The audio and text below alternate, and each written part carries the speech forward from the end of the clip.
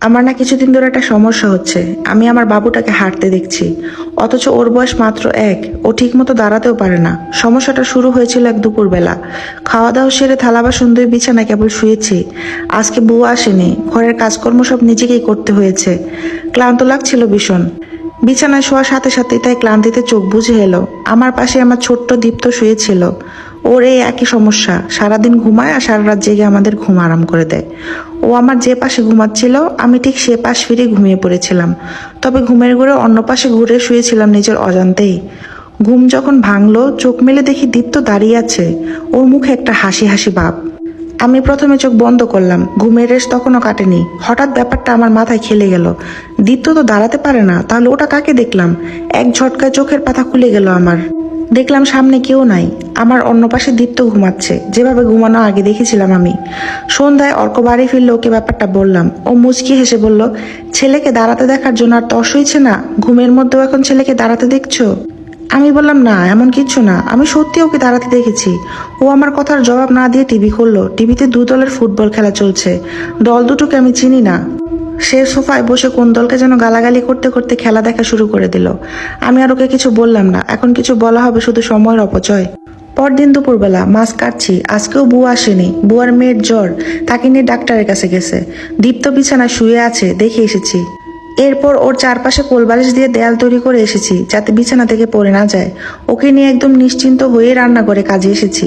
মাছ কাটছি আপন মনে, কোনো দিকে খেয়াল নেই। হঠাৎ মনে হলো একটা বাচ্চার হাসির শব্দ শুনলাম। আমি রান্নাঘরে দরজার দিকে তাকালাম। দরজা একটা মুখ উকি দিয়ে তাকিয়ে আছে আমার দিকে।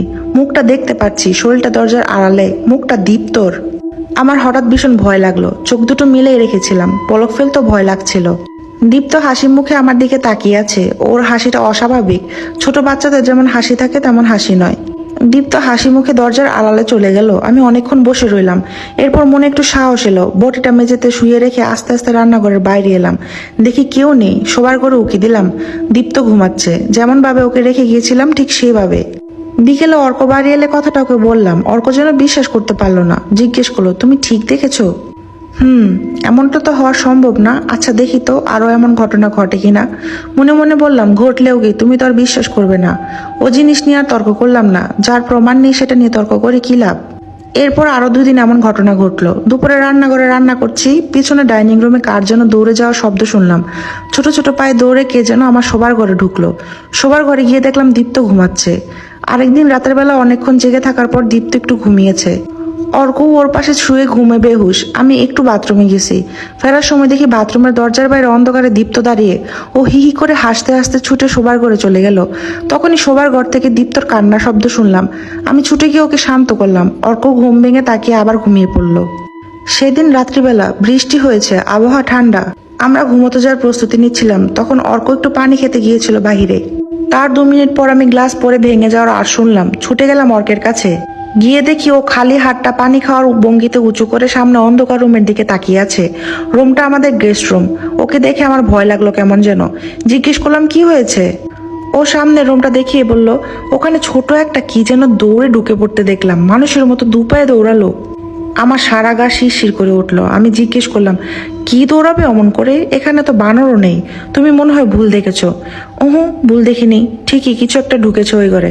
তুমি এখানে দাঁড়াও, আমি ওই ঘরটা দেখে আসি। সে আমার সামনে দিয়ে হেঁটে ওই ঘরে গিয়ে লাইট জ্বালালো। 2 সেকেন্ড মাত্র। এরপরে সে লাইট বন্ধ করে দ্রুত বেরিয়ে এলো ঘর থেকে। এরপর খুব তাড়াতাড়ি ছুটে গেল আমাদের শোবার ঘরে। দেখলাম ভয়ে তার মুখ সাদা হয়ে গেছে। শোবার ঘরে ঢুকে সে দীপ্তর দিকে তাকিয়ে রইল। আমি জিজ্ঞেস করলাম, কি হয়েছে? অর্ক প্রথমে কিছু বলতে চাইছিল না। বেশ কিছুক্ষণ জোরাজোরির পর সে বলল, ওই ঘরে লাইট জ্বালাতে গিয়ে দেখি দীপ্ত হাসি মুখে দাঁড়িয়ে আছে। আমি বললাম, আর এই বাসা থাকা যাবে না, চলো পালাই। আমরা পরিমরি করে ব্যাগ গুছাতে লাগলাম। গুছাতে গুছাতে আমার এবারে ভাড়া নেওয়ার দিনকার কথা মনে পড়ে গেল। এবারের আগের যে ভাড়াটিয়া ছিলেন, তিনি সেদিন ফিস ফিস করে বলেছিলেন, এ বাড়ির দোষ আছে ভাই, এ বাড়িটা নিয়েন না আপনারা। অর্ক জিজ্ঞেস করেছিল, কি দোষ? আপনারা জানেন, আজ থেকে 20 বছর আগেও এই জায়গায় কোনো মানুষের বসবাস ছিল না। ভীষণ রকমের জঙ্গল ছিল এই জায়গা। না, জানি না। এখন তাহলে তো জানলেন। লোকালয় ছিল এখান থেকে আরো ½ কিলোমিটার দূরে। এখন যেখানে উপজেলার মার্কেট আছে না, সেখানে। ওইদিকে কেউ ভয়েই আসতো না। লোকমুখে শোনা যায় এই জায়গায় নাকি শয়তানের পূজারী তান্ত্রিকের বাসা বেঁধেছিল। তারা নাকি যুগের পর যুগ ছিল এই জায়গায়। আশেপাশে গ্রাম থেকে বাচ্চা চুরি করে এনে এখানে শয়তানের উদ্দেশ্যে বলে দিত। এরপর থেকে এই জায়গাটা অভিশপ্ত। বিশেষ করে আমরা যে বাড়িতে আছি ঠিক সেখানটায় নাকি বলির ঘটনা ঘটতো। ঘর পাইলিং এর সময় এত এত বাচ্চার মাথার খুলি বেরিয়েছে। বাড়ির মালিক তারপর মিস্ত্রিদের টাকা খাইয়ে ব্যাপারটা চেপে যান। তারপর থেকে এই বাড়িতে ছোট বাচ্চা নিয়ে যারা এসেছে তাদেরই কোনো না কোনো সমস্যা হয়েছে। আচ্ছা, এমন ভাবে আচ্ছা বলেন মনে হলো আমার কথা বিশ্বাস করেন নাই। না করি নাই। শুনেন ভাই, আমার আর আমার ওয়াইফের দুইজনের বাড়ি ঢাকাতে। চাকরির জন্য আপনাদের এই উপজেলায় আসা। উপজেলাতে হচ্ছে ঢাকার মতন এমন সুন্দর ফ্ল্যাট বাড়ি পেয়ে যাবো সেটা জীবনও ভাবি নেই। আর যখন পেয়ে গেছি তখন কিছু আজগবি গল্প শুনে এই বাড়ি ছাড়বো কেন? ধন্যবাদ ভাই আপনার গল্পের জন্য, কিন্তু আমরা এই বাড়ি ছাড়বো না। তখন তো খুশি মনে বাড়িতে উঠেছিলাম, কিন্তু এখন মনে হচ্ছে কি মস্ত বড় ভুলই না করেছিলাম। ওই পুরনো ভাড়াটিয়ার কথা শোনা উচিত ছিল, নইলে এই বিপদে আজকে আর পড়তে হতো না। সবকিছু গুছিয়ে শেষে দীপ্তকে কোলে নিয়ে আমরা ছুট লাগালাম। এমনি গভীর রাত, তার উপর হালকা গুড়ি গুড়ি বৃষ্টি। বাইরে একটা রিক্সা বা অটোও নেই। আমরা হেঁটেই রওনা দিলাম অর্কের কলিগের বাড়ি।